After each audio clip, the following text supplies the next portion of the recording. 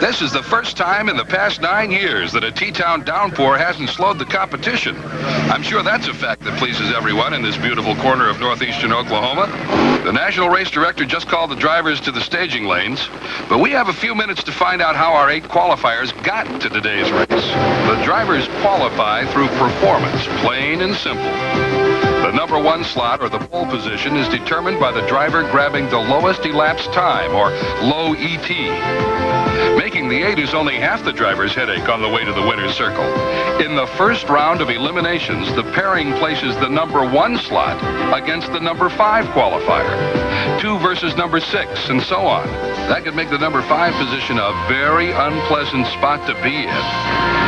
Yesterday, Frank Bradley, last year's defending ADRA world champion, fought his way back up the ladder. You got pushed back to number 5. It's a kind of a bad spot to be in. No lane choice. Have to run the number 1 qualifier. What are your plans at this point? Well, I've been having a lot of trouble with this, as you well know. We changed some of the stuff around on last night. Started up a couple times this morning. It's hard to say. It sounds a lot better than what it did. I was having a lot of oil come out the pipes, and we got most of that cured up. I mean, this thing should go down that racetrack with no problem. Dick LaHaye possesses an uncommon cool during qualifications. Have we got any problems here? No, really, Don, there's no problem at all. We run late last night, and we took the clutch out of it a little while ago, and we went to look at the bearings after running last night because the engine RPM pretty hard, and if we can stay right there, you know, in the number 1 spot, we'll just wait till this evening and go out and run again. LaHaye couldn't quite hold on to the pole when one of the sport's authentic legends pulled an old trick out of his helmet. The Greek, Chris Karamessinis, went for a rare, extremely dangerous fire burnout. The idea is to soften the tires with fire. Sometimes it works. Other times it steals oxygen from the motor, killing the engine, turning the dragster into a death trap. The track conditions are better than the drivers had counted on. Race director Jim Tice told me this morning a new surface has made a faster track, but air density seems to be giving the crews a hard time. While the officials make a final check of the track, we can spend a few minutes at the Garlits home in Ocala, Florida. Big Daddy, they call him. Don Garlits has dominated his competition for over 3 decades. When I got into drag racing, as you can see by the cars in the museum, it was totally different. Cars were built on car chassis. They're my original Swamp Rat's a 31 Chevy frame, you know, $50 out the junkyard, less than $1,000 in the whole car.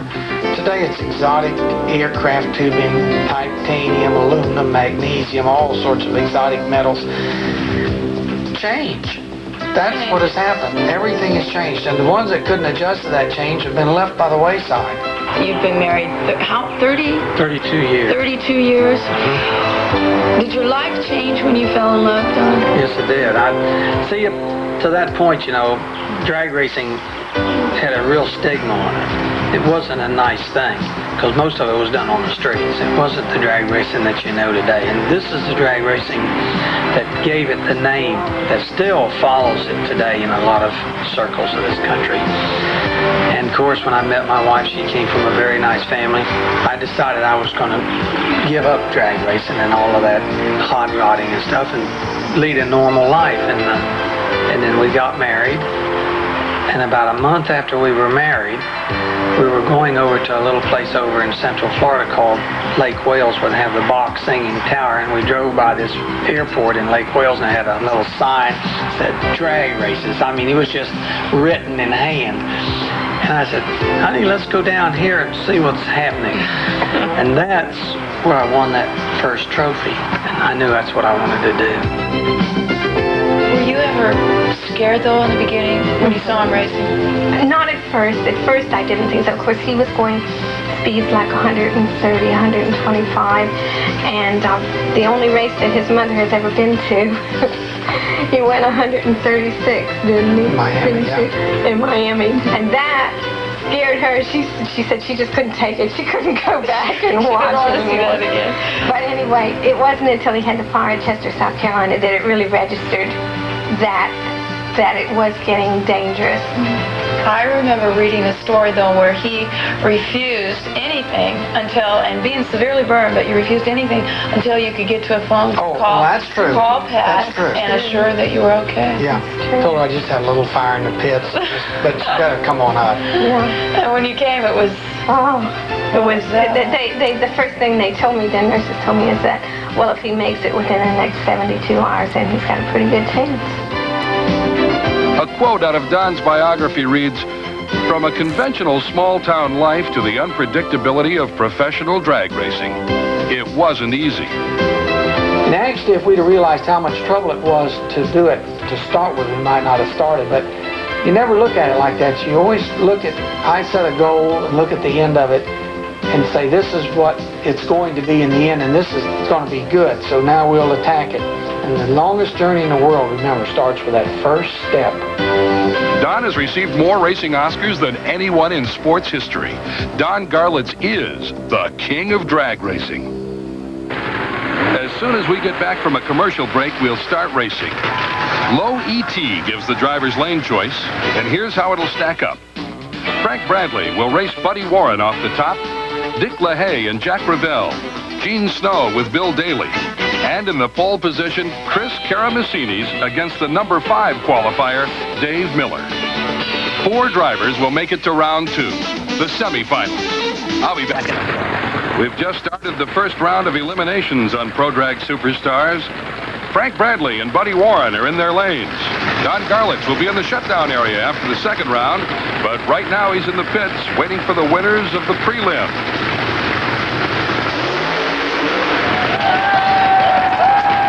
It's an easy win for Bradley, but it looked like Frank had a little trouble. We'll check with him in a minute. Next up, the number 2 qualifiers, Dick LaHaye against Jack Revell. Jack is one of the smaller but competitive independents. Right, you don't have major sponsors. You're running this budget out of your pocket, right? Just my wife and I working together, doing a little side job and what we can to get down the track. The staging lights are set.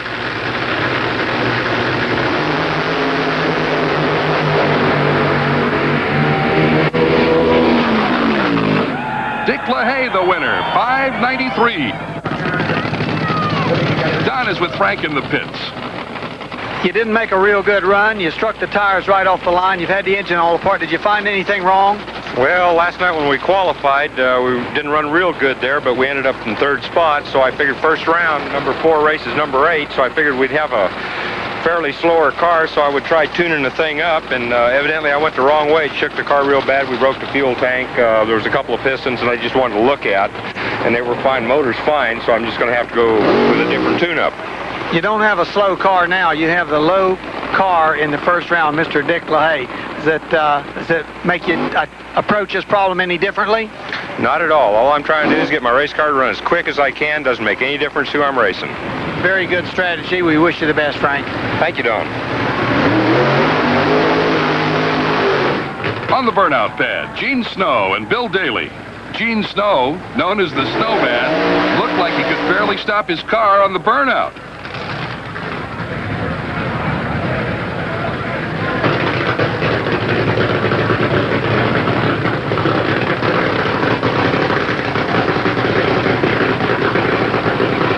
His crew looks worried. They're concerned.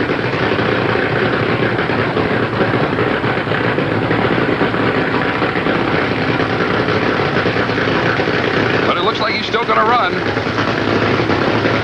Daly from Springfield, Missouri is trying for a top fuel first.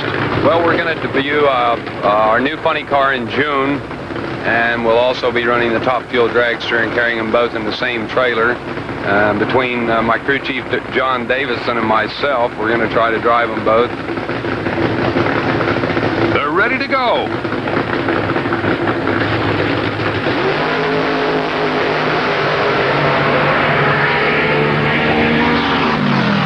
Snow, the first over the finish line, 6.35 seconds, a slow 160 miles an hour. Maybe it was that braking problem forcing him to shut it off early. Now Don's out there, and he's been able to round up Dick LaHaye and his crew chief. Don? Any strategy changes for next round? Well, we're going to step it up a little bit. It was a little weak on that run, and there's a terrible crosswind down here, and it blew me over about 6 foot right down by the finish line and almost up by the guardrail, and it kind of startled me a little bit, so I shut it off kind of early. And this round here, we're going to step it up a little bit, but we don't want to get into a situation where the thing is smoking the tires or anything like that there. Chris Karamessinis and Dave Miller are under the tree now.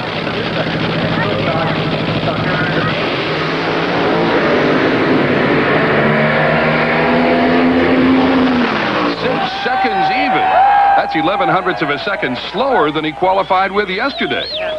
Now that will pit Karamessinis against Snow in the semifinals. Before we get there, though, Mary had breakfast this morning with one of racing's most interesting family teams, Kim and Dick LaHaye. You've gone all the way to Top Fuel. How exactly did that start for you? Back in the late 50s, everybody had some old hot rod that's what they wanted to, and I had a 53 Ford. And I went and bought a Corvette engine for it and put it in it. And I guess I was always very mechanically inclined. And, you know, back then it was most everybody's street race, and there was very few racetracks. In 1962, I built my first nitro-burning race cars with the mounted to. Ever since then, we've been running the nitro dragsters. Just been traveling all over and having a good time, I guess. So, Dick, you're not, or neither one of you originally from Tulsa. Where are you from originally? I own a home. So we try not to stay. We try to go home as often as we can. If it's within a 24-hour drive, we'll usually go back home between races. Do you live next door? No? Staying on the road with her. That's enough. Even though she's my daughter and I love her and so forth, you can spend too much time with somebody. When you are under that pressure and that kind of tension starts to happen, there must be some sort of gray area. How do you work together? I think it's mainly because that we understand each other. I mean, she's grew up around me, and I've actually, when you get right down to it, have grown up around her.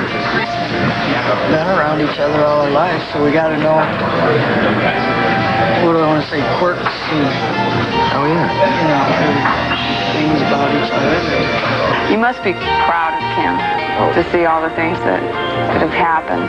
Very proud as a human being, and just as a person, and an excellent crew chief, and a very concerned crew chief.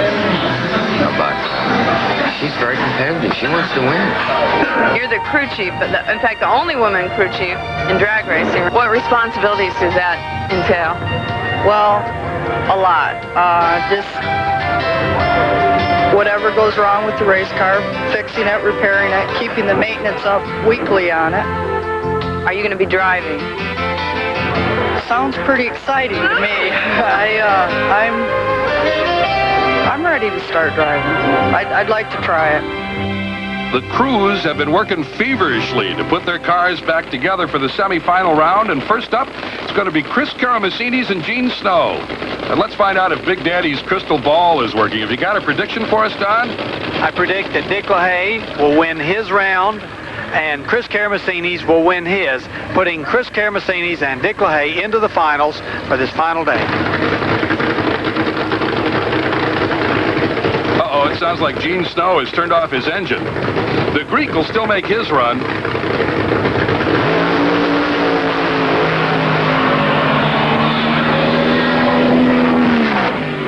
.17, 230 miles an hour. Whoops, Chris's chutes didn't open, so Don's not going to be able to talk with him. He's going way down the track. The last run in the semifinal round, Dick LaHaye, Frank Bradley.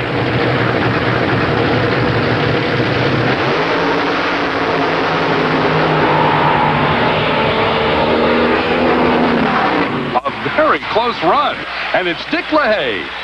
We just heard, and I'm sure it's a tremendous disappointment for Gene Snow, his crew was concentrating on a bad brake cylinder, and they neglected to put oil back into his engine. A tough break for the Snowman from Fort Worth, Texas. Don's in the shutdown area, and I think he's going to be able to get a word in with Dick LaHaye. I think he had a fantastic run, 5.90, 230 miles an hour. Wind's buffeting you a little bit. What did you think of the run?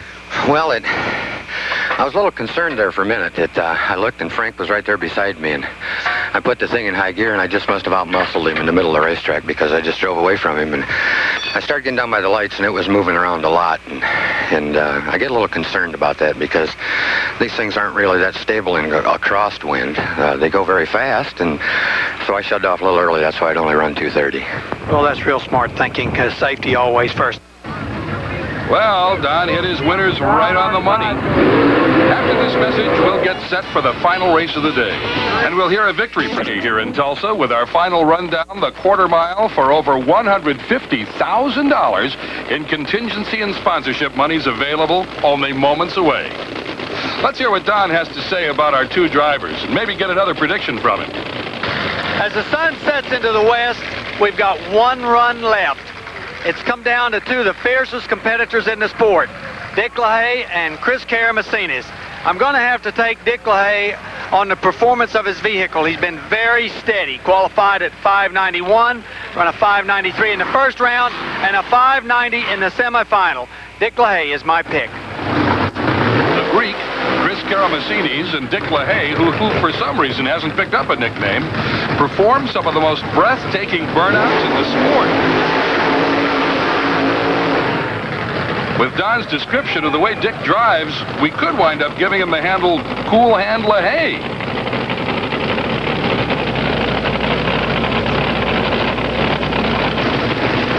The Greek has developed an oil problem.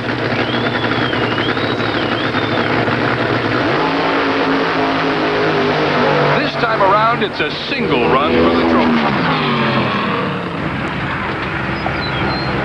Yes, it was our day, Donald. Beautiful. Thank you. 587. Is that right? Yes, sir. Well, we saved the best for the last, I guess.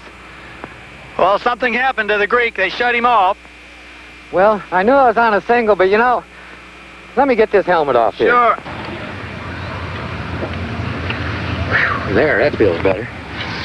I knew I was on a single. And, you know, and we're going after this World Championship and this ADRA thing, and low AT does mean some extra points.